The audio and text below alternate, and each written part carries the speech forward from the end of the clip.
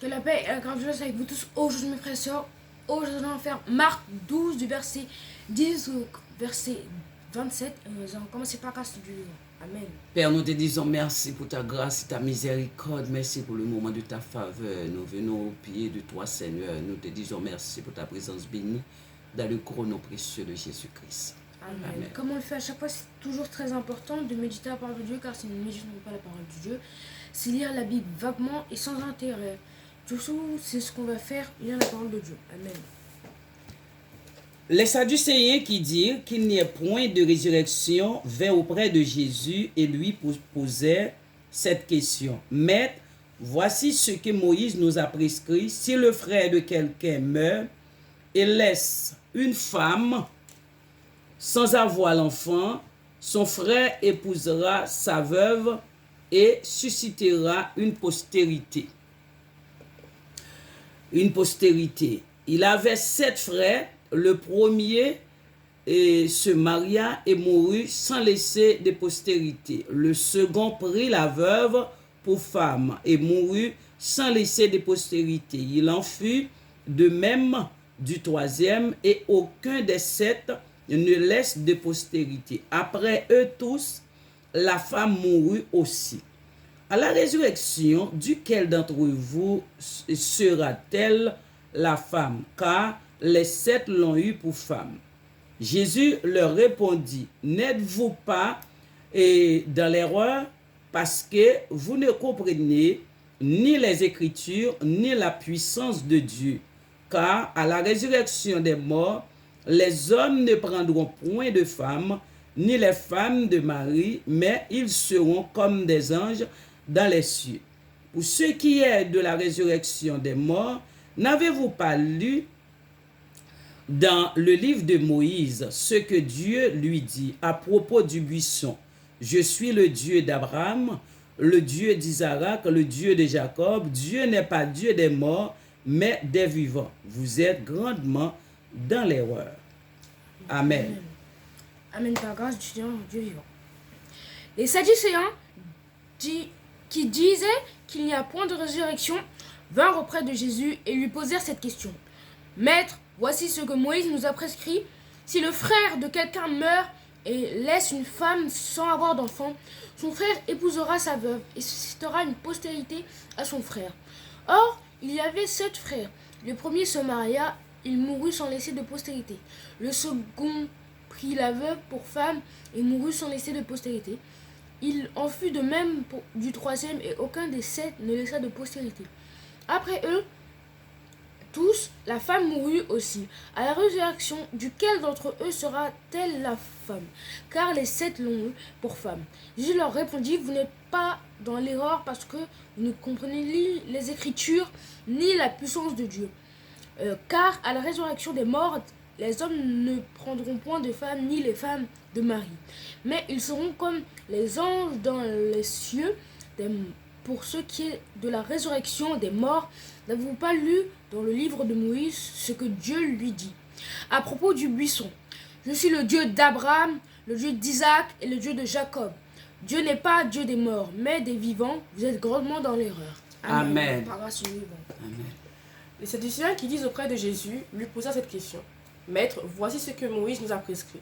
Si le frère de quelqu'un meurt et laisse une femme sans avoir d'enfant, son frère épousera sa veuve et suscitera une postérité à son frère.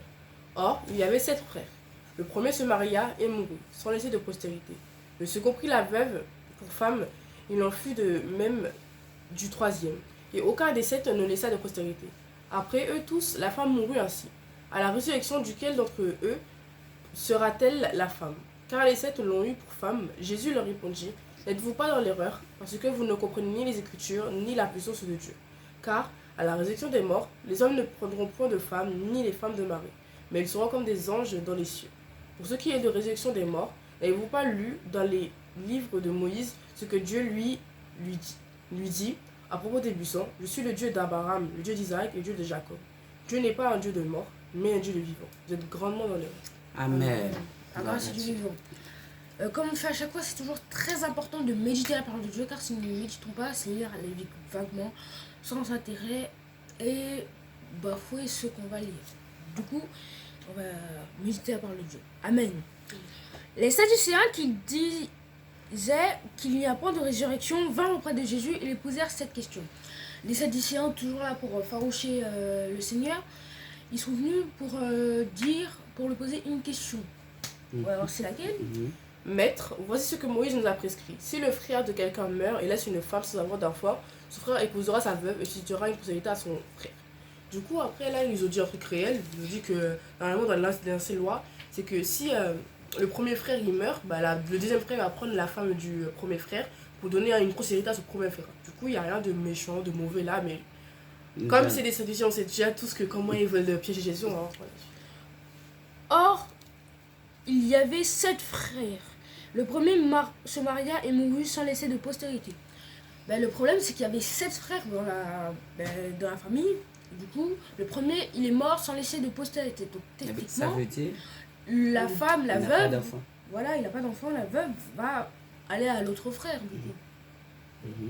Le second prit la veuve pour femme et il mourut sans laisser de postérité. Il en fut de même du troisième. Du coup, après, le second, même encore, il prit la femme pour postérité, il meurt. Sans donner d'enfant, sans donner de trucs. Du coup, le troisième a pris le relais, truc, mais c'est un peu chaud, quoi. Voilà. Et aucun des 7 ne laissa de postérité après eux. Tous, la femme mourut aussi. Ben, en fait, après les 7, personne n'a laissé de postérité, même pas un. Et du coup, la femme, elle est morte après tout le monde. Du coup, ça devait être dur pour tout le monde. Hein. Eh ben, Personne n'a eu d'enfant et est mort Dans les 7, bêtement. c'est-à-dire beaucoup de générations. En fait, Ah oui, une c'est famille une famille. entière, Oui, des familles détruite. entières ont été détruites parce que ils n'ont pas fait d'enfants. fait. La femme a dû supporter 7 frères à la suite. Tu comprends? Et qu'en plus, ils sont tous morts sans laisser de Tu postérité. comprends? Elle a beaucoup de courage. Ouais. À la fin, elle est morte. Et quand même, les frères, ils sont quand même succédés. Même s'ils savaient que il y en avait qui sont morts alors qu'ils n'avaient pas d'enfants, ben, ils se sont quand même suicidés. À la résurrection, duquel d'entre eux sera-t-elle la femme? Car les 7 l'ont eu pour femme. Du coup, là, il pose la question de demander à la résurrection, c'est qui a allé avoir la dame pour femme? Parce que normalement, quand tu meurs, bah, dans leur tête, oui, tu reviens mari, bah, c'est qui la femme à qui elle appartient? Alors, Elle s'agit. c'est pas du tout ça. C'est bon. Jésus leur répondit, n'êtes-vous pas dans l'erreur parce que vous ne comprenez ni les Écritures ni la puissance de Dieu. Jésus leur a dit, mais est-ce que vous réfléchissez, est-ce que vous dites, est-ce qu'on est dans l'erreur ou pas? Parce que ils ne comprennent ni la puissance de Dieu ni les Écritures. C'est-à-dire que ce serait très compliqué de donner des conseils en Dieu, pour Dieu, à Dieu avec des gens, si on ne comprend pas l'Écriture, la puissance de Dieu. Car à la résurrection des morts, les hommes ne prendront point de femmes, ni les femmes de mari. Mais ils seront comme des anges dans les cieux. Du coup, là, on peut bien voir que quand on va ressusciter des morts, bah, on n'aura ni d'épouse, ni d'enfants, il n'y aura plus de lien entre personnes et tout. On sera juste des anges à louer Dieu et tout. Voilà, on sera juste des anges à louer le Seigneur et à faire que ça. Amen, oui. Voilà. Pour ce qui est de la résurrection des morts, n'avez-vous pas lu dans le livre de Moïse ce que Dieu lui a dit à propos du buisson? Je suis le Dieu d'Abraham, le Dieu d'Isaac et le Dieu de Jacob. Mais il leur a dit, attendez.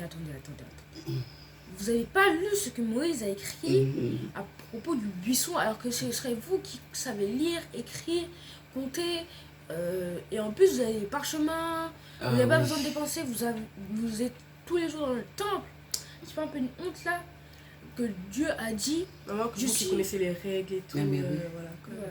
Je suis le Dieu d'Abraham, le Dieu d'Isaac et le Dieu de Jacob. Ce n'est pas le Dieu des morts. Il n'a pas cité de personnes mortes à ce moment-là. Du coup, c'est le Dieu des vivants. Dieu n'est pas un Dieu des morts, mais des vivants. Vous êtes grandement dans l'erreur. Du coup, comme le frère a dit, que Dieu n'est pas le Dieu des morts. Quand tu es mort, bah, c'est fini pour toi. Mais quand il est Dieu des vivants, c'est-à-dire que malgré qu'on soit toujours sur la terre pour nous, on a fait le plus gros péché, on est trop ça pour venir vers Dieu. Dieu sera toujours là pour nous, toujours là pour nous aider à aller de l'avant et nous aider à nous améliorer, à faire les choses bien en son nom. Et qu'ils étaient grandement dans l'erreur parce qu'ils n'avaient pas bien lu la parole. Voilà, du coup, on voit dans cette parole que être dans l'erreur, ça peut être fatal, mais si on se pose les bonnes questions, ça peut peut-être nous sauver au dernier moment. Donc posez-vous les bonnes questions, essayez de réfléchir de temps en temps et prendre un peu de temps. Du coup, avez-vous des questions pour la fin? Oui, nous voyons que nous devons rester dans la parole de Dieu avec intérêt. Parce que malgré les gens vont à la synagogue tous les jours, ça n'empêche pas les gens n'ont pas de connaissance, d'intelligence. Voilà. Ok, nous devons rester dans la parole de Dieu avec l'intelligence et En fait, il de prenait bon sens. toutes les paroles, de l'intérêt. il les prenait au premier degré. C'est-à-dire qu'il ne pensait pas qu'il y avait un double sens. Vu que à ce moment-là, c'est pas comme si il y avait des grandes choses qui existaient. Il n'y avait pas de paroles cachées dans les messages. Mais du oui. coup, c'était très dur de savoir si un message était codé, caché ou quoi que ce soit. Mais oui, la parole de Dieu, c'est un mystère, non? Et puis nous voyons aussi la femme qui avait les 7 hommes. C'est une femme de courage. Ok, c'est une Du femme coup, de même, courage. même les frères, ils ont quand même succédé, malgré qu'ils pouvaient prendre autre femmes, ils ont Oui, quand même donc c'est Je la pense qu'ils loi. ont pris respecté d'autres femmes en mode, parce qu'avant ils pouvaient prendre plusieurs femmes et tout. Oui, Oui, mais pourquoi ils Je n'ont pense, pas avec la la foi? non, je pense qu'ils n'ont pas eu le procédé avec la femme elle-même, mais peut-être avec une autre, oui. Non, mais il ne disait Non. pas ça là. Parce que Mais on s'il y sait aurait jamais. une autre Comme il postérité, disait. ce serait techniquement la Parce postérité. qu'ils des ont frères. tous les frères ont fait une procédé pour le monsieur avec la femme. Oui, Mais mais pas avec le il truc. ne disait pas. C'est quand même Tous solidaire, sont hein. morts sans l'enfant. Comme ton frère n'a pas eu de postérité, tu fais une postérité avec sa femme pour lui rendre hommage. Il ne c'est quand disait même, pas, ils voilà. ont des postérités. Du coup, Amen. l'histoire est nulle. Bon, du coup, on va prier pour la fin. J'espère que cette vidéo vous aura plu. Bon, ça fait un peu rigoler ça Sarah, du coup, pour l'histoire de la famille Amen. de cet homme. Et n'hésitez pas à commenter si vous avez des questions, partager ce qu'on demande le plus. Car, pour répondre à la parole de Dieu, on n'est pas là pour prêcher, on n'est pas des pasteurs, on est juste là pour vous enseigner, qu'on apprenne tous ensemble, du coup, pour qu'on soit dans le bon chemin. Et du coup, on va prier pour la fin. Amen. Père, nous te disons merci pour ta parole bénie, pour ta parole puissante, pour ta mystère. C'est une parole grande, Seigneur. Nous te disons merci, Seigneur. Ouvre les yeux de nos cœurs. Nous avons besoin de ta présence. Sans ta présence, Seigneur, nous allons vivre dans les ténèbres. Mais avec toi, Seigneur, nous ferons des exploits. Nous te disons merci pour mes enfants, Seigneur. Dieu, pour les auditeurs. Merci, Seigneur, dans le nom précieux de Jésus-Christ, nous t'en prions. Amen. Ah, grâce à Dieu. Amen. Que le Seigneur vous bénisse, mes bien-aimés. Que le Seigneur bénisse. Au revoir.